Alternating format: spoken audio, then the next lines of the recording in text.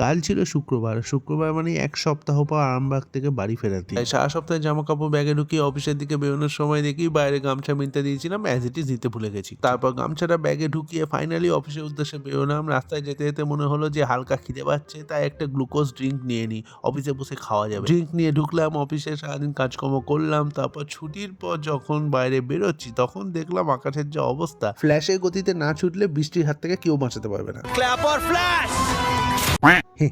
মানে একটুখানি জোরে পা চালিয়ে স্টেশনে যেতে হয়েছিল আর কি। তো ওখানে গিয়ে একটু খিদেও পাচ্ছিল, তো একটা ছোট বিস্কুট কিনে নিলাম। তারপর ট্রেনে উঠে বসতে ট্রেন যেই ছাড়লো সঙ্গে সঙ্গে বৃষ্টি শুরু হয়ে গেল। তারপর ২.৫ ঘন্টা বসিয়ে পশ্চাৎদেশ ব্যথা করিয়ে ট্রেন পৌঁছলো হাওড়া স্টেশনে এই ভিড়ের মধ্যে।